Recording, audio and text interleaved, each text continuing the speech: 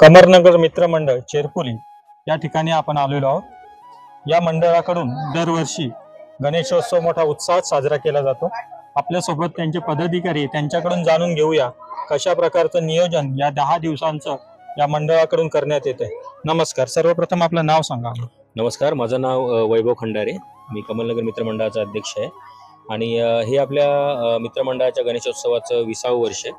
गेली 20 वर्ष झाले आपण इथे या एरियामध्ये गणेशोत्सव साजरा करतो आणि गणेशोत्सवादरम्यान आपण सामाजिक आणि सांस्कृतिक कार्यक्रमांचे जे आहे इथे आयोजन करत असतो आणि म्हणजे विभागातील आपल्या कमलनगरमधलीच महिला, लहान मुलं आणि आबालवृद्धांपासून सगळ्यांचा सहभाग होईल अशा आपण सांस्कृतिक आणि सामाजिक कार्यांचं किंवा खेळांचं आयोजन इथे आपण करतो। कोणत्या प्रकारचे खेळ महिलांसाठी किंवा लहान मुलांसाठी?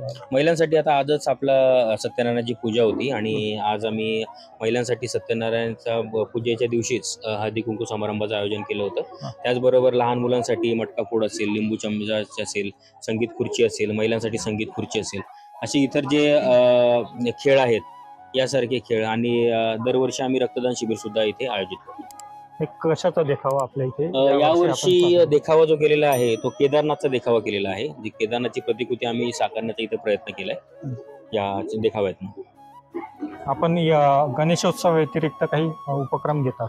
गणेशोत्सव व्यतिरिक्त आपला शिवजयंतीचा एक उपक्रम असतो। आपल्या इथे शिवजयंती साजरी केली जाते। त्याचबरोबर म्हणजे जे वर्षभर सण होतात आपल्या इथे, होळी असेल, शिवजयंती असेल, यासारखे भीमजयंती असेल, यासारखे सर्व जे सामाजिक जे जयंती असतील किंवा सण असतील ते आपल्या इथे उत्सव असतील ते मोठ्या जोमाने साजरे केले जातात।